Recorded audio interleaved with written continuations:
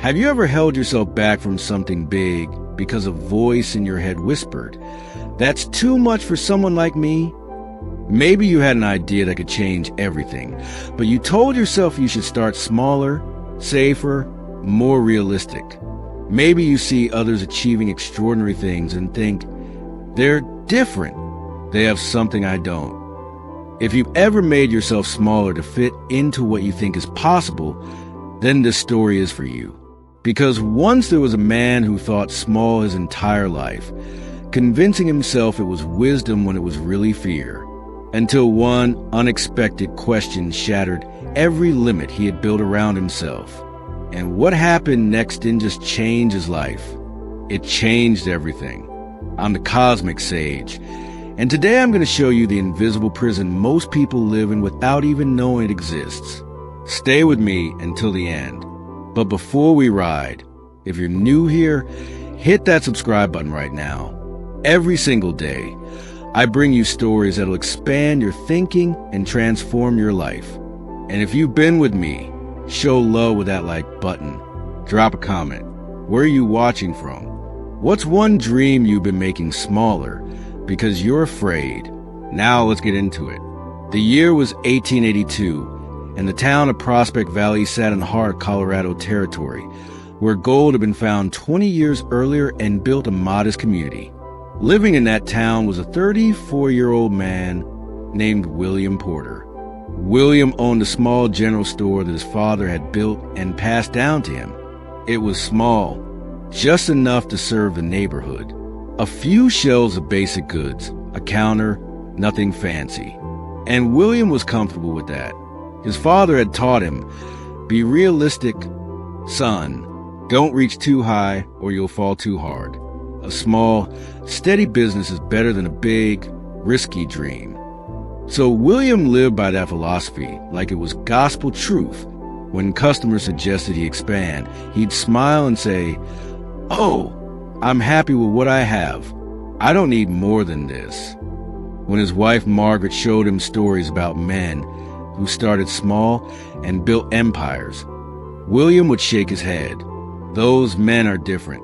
They have education, money, connections. We're just ordinary people. But late at night, when the store was closed and the oil lamps burned low, William would sometimes stand at the window and look at the empty lot next door. It was large enough to build something 3 times the size of his current store. And for just a moment, he would imagine it. Wider aisles, more products, maybe even a small meeting hall where the community could gather. But then the voice would come, slithering in like a snake. "Who are you kidding? You barely manage this little shop. You think you can handle something bigger? Stay in your lane, William. Small and safe. That's who you are." And William would lock the door, go home, and bury the dream deeper. Here's the first lesson, friends, and pay attention. Most people don't think small because they're realistic. They think small because they're afraid. The ancient Greek philosopher Aristotle said, "We are what we repeatedly do." Excellence, then, is not an act but a habit. William had made a habit of thinking small, and that habit had become his identity. But thinking small wasn't protecting him. It was preparing him for disaster. He just didn't know it yet. Then one autumn, everything changed. A mining company announced they were opening a large company store 2 blocks away. Modern, efficient, better prices, massive selection. William's heart sank. Within 2 months, his customer traffic dropped by more than half. People he'd known for years apologized as they walked past the store toward the company store. "Sorry, William. It's just more convenient there." William stood behind his counter, watching the hours crawl by with only a handful of customers. His savings dwindled. Bills piled up. The small, steady business his father had built was dying. One evening, after the worst day in 15 years, William locked up early. He sat on the floor behind the counter, head in his hands, and whispered, "I should have done more. I should have grown when I had the chance." For the first time in his life, He saw the truth. Thinking small hadn't protected him. It had left him defenseless. Margaret found him there an hour later. She sat beside him in the silence. Finally, she said, "There's someone I think you should talk to. James Whitfield, the man who built a mercantile chain across 3 territories. He grew up in this town. Started with less than you have." William looked up. "Why would someone like that talk to someone like me?" "Because," Margaret said firmly, 20 years ago, he was exactly like you, and someone helped him see differently. Here's the second lesson. The prison of small thinking feels safe until it becomes a trap. Roman Emperor Marcus Aurelius wrote in his Meditations, "The impediment to action advances action. What stands in the way becomes a way." William's obstacle wasn't the company store. It was his own thinking. And until he faced that, nothing would change. But was he brave enough to face it? 3 days later, William stood nervously outside James Whitfield's office in Denver. It was on the 3rd floor of a brick building, higher than William had ever been for business. Through the windows, he could see the city sprawling below, and everything looked so much smaller from up here. James Whitfield was in his mid-50s, distinguished, calm, the kind of man who'd seen both failure and triumph and learned from both. He gestured to a chair. "Sit, William. Margaret wrote to me about your situation." William sat, feeling completely out of place. "Mr. Whitfield, I don't know why I'm here. My store is failing. I'm not the kind of person who builds big things." James smiled softly. "I thought the exact same thing about myself once." He walked to the window. "Come here. Look out." William joined him. The view was breathtaking. Mountains in the distance. The city spread below like a map. "William, do you see that building?" James pointed to a large structure in the distance. 15 years ago, that was an empty lot, just dirt and weeds. Someone stood there and said, "I'm going to build something." And they did. He turned to William. "Do you know what made that possible?" William shook his head. "One decision. They decided to think bigger than the empty lot." James walked to his desk and picked up 2 containers. One was a small tin cup. The other was a large glass pitcher. He filled the small cup with water from a basin. "This," he said, "is what happens when you think small. The water fills it immediately. It feels safe, contained, manageable, but it can never become more than this." He poured the water from the cup into the pitcher. It barely covered the bottom. "Now watch." He filled the pitcher completely. When you think big, the same effort, the same water, has room to expand, to grow, to become something magnificent. He looked directly at William. "You think your small store is your limit. But William, the store isn't the limit. Your thinking is the limit." William felt those words hit him like a physical blow. James continued, "The question isn't, can I do something big? The question is, what if I stop telling myself I can't?" He paused, letting that sink in. Most people don't fail because they aim too high and miss. They fail because they aim too low and hit. They spend their whole lives building small, safe things, never realizing they had the capacity for greatness all along. Here's the 3rd lesson. Friends, your potential is never the problem. Your thinking about your potential is the problem. American industrialist Henry Ford once said, "Whether you think you can or you think you can't, you're right." William had spent 15 years thinking he couldn't, and he was right because that thinking made it true. But what if he thought differently? What if he chose a pitcher instead of the cup? William's voice came out barely above a whisper. "But Mr. Whitfield, what if I try and fail? What if I'm not capable?" James smiled, and there was kindness in it. "William, let me tell you something I learned the hard way. The pain of regret for not trying is far worse than the pain of trying and failing. He walked closer, because failure teaches you. It shows you what works and what doesn't. It makes you stronger, smarter, better. But regret just haunts you. It whispers, what if, for the rest of your life? James placed a hand on William's shoulder. You don't need to know how to build the empire today. You just need to decide that you're willing to think beyond the small cup. William left that office with his mind spinning. For the first time in years, he let himself think without limits. That night, he and Margaret stayed up until past midnight, not worrying, planning. What if they didn't just save the store? What if they transformed it? What if they created something the company store couldn't offer? Not cheaper prices, but genuine community. A place where people wanted to gather, not just shop. Here's the fourth lesson. Big thinking doesn't require big resources. It requires big courage. Philosopher Seneca wrote, "It is not because things are difficult that we do not dare. It is because we do not dare that things are difficult." William had been waiting for resources he didn't have, but James had shown him the truth. You start with the thinking and the resources follow, not the other way around. The next morning, William did something that terrified him. He went to the bank and applied for a loan, enough to buy the empty lot next door and expand. The banker looked at his numbers and frowned. "William, this is risky. Very risky. You're competing with the company store." William took a breath. "I'm not competing with them. I'm building something they can't." The banker studied him for a long moment. Then, surprisingly, he smiled. "You sound different than you did 6 months ago." "I am different," William said. "6 months ago, I was thinking small. Now I'm thinking about what's possible." The loan was approved.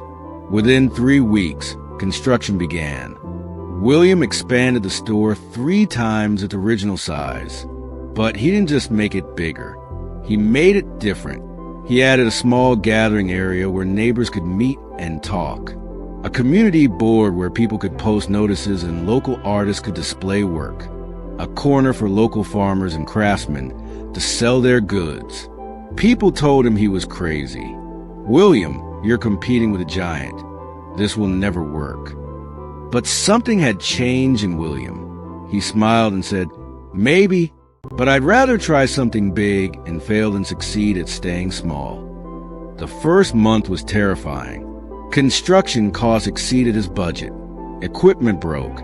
Permits were delayed. There were nights William lay awake questioning everything.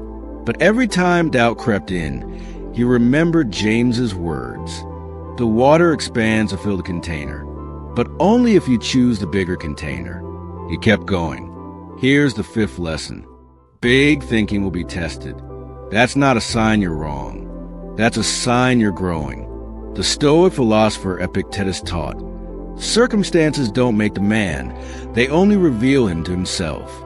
William was being revealed, and he was discovering he was stronger than he'd ever believed. But would it be enough? Slowly, something remarkable started happening. The gathering area became a morning meeting spot for ranchers and miners. The community board filled with announcements, artwork, and connections. The local craftsman corner drew people who wanted quality and personal service. People didn't just come to buy supplies. They came to belong. 3 months after opening, Williams' expanded store was busier than it had been in 20 years. Not because it was bigger than the company store. It wasn't, but because it was built with big thinking and genuine care. 6 months later, William invited James Whitfield to visit. James walked through, observing everything. The bustling gathering area, the farmer's corner, the artwork on the walls, the customers talking like old friends. He turned to William with moisture in his eyes. "You didn't just save a store. You built a community." William smiled. "You taught me something I'll never forget. The size of my life was determined by the size of my thinking. I was living in a small cup when I could have had the whole picture." James nodded. "And now you understand. You were always capable. You just needed permission to believe it. Today, William mentors young business owners across the territory. When they come to him with small, safe plans, he asks them the same question James asked him. What if you stop telling yourself you can't? And he shows them two containers, a cup and a pitcher. Which one will you choose? Now, friends, let me bring this truth home. William's story isn't just about business. It's about every dream you've shrunk to fit your fear, every goal you've downgraded to match your doubt, every vision you've abandoned because you convinced yourself you weren't enough. Your potential is never the problem. Your thinking about your potential is the problem. Let me give you real examples, because I know you're thinking about your own life right now. Look at Sarah Blakely. She had $5,000 and an idea for better shapewear. People told her it was ridiculous. She could have thought small, maybe sold to a few local stores. Instead, she thought big. Today, Spanx is worth over $1 billion. Not because she had resources, because she had big thinking. Look at Howard Schultz. He was working at a small coffee company when he visited Italy and saw cafe culture. He could have thought small, maybe open one nice coffee shop. Instead, he thought big. Today, Starbucks has over 30,000 locations. Not because it was easy, because he chose the pitcher, not the cup. Look at Oprah Winfrey. She grew up in poverty with every reason to think small, but she didn't. She thought big. She saw herself as more than her circumstances, and she became one of the most influential people in the world. The pattern is always the same. Big thinking comes before big results. Now, let me make this practical for you today. Maybe you're in a job that feels too small. You have ideas that could transform your company, but you think, I'm just an employee. Who am I to suggest that? That's cup thinking. Pitcher thinking says, what if my idea is exactly what's needed? What if I'm capable of more than my title suggests? Maybe you want to start a business, but you're thinking, I should start really small, just a side hustle, nothing too ambitious. That's cup thinking. Pitcher thinking says, what if I built this to scale from the beginning? What if I stopped apologizing for my ambition? Maybe you're in a relationship and you dream of a deep, extraordinary partnership, but you think, I should just be grateful for what I have. Asking for more is selfish. That's cup thinking. Pitcher thinking says, what if we both deserve greatness? What if thinking small is actually hurting us both? Maybe you have a creative project, a book, a song, a piece of art, but you think, I'll just share with a few friends. I don't need a big audience. That's cup thinking. Pitcher thinking says, what if this work could touch thousands? What if holding back is depriving the world of something it needs? You see the pattern? Small thinking feels safe, but it's actually the most dangerous thing you can do, because while you're playing it safe, life is passing you by. Opportunities are disappearing. Time is running out. And one day, you look back and realize, I was capable of so much more. I just never gave myself permission to think it. Here's your challenge. Right now, think about one area of your life where you've been thinking small. Your career, your relationships, your health, your creative work, your impact. Now ask yourself, if I knew I couldn't fail, what would I attempt? Write it down. Don't judge it. Don't shrink it. Don't make it realistic. Just write the big, audacious, picture-sized version. Because here's what William learned and what I'm teaching you. You are not limited by your circumstances. You are limited by your willingness to think beyond them. The philosopher William James wrote, the greatest discovery of my generation is that human beings can alter their lives by altering their attitudes of mind. Your life right now is the size of your thinking. Small thinking created your current reality. Big thinking will create your future reality. The choice is yours. The cup or the pitcher. Safe or significant. small or spectacular. Before you go, I need something from you. If this story made you realize you've been choosing the cup when you could have the pitcher, share it with someone who needs to hear this.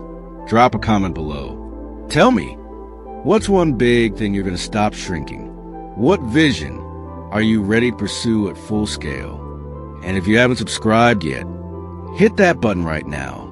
Every single day, the Cosmic Sage brings you stories that'll expand your thinking and change your life. Hit that like button. Share this with someone who's been playing small. This is the Cosmic Sage, reminding you that your life is only as big as your thinking. William Porter spent 15 years in a cup, convinced it was wisdom. It was fear. One conversation showed him the pitcher was always available. He just had to choose it. The size of your thinking determines the size of your results. Small thinking creates small results, even with big effort. Big thinking creates big results, even with small beginnings. Stop asking, can I? Start asking, what if? The pitcher is waiting, friends. Fill it. Until tomorrow, think bigger than your fear.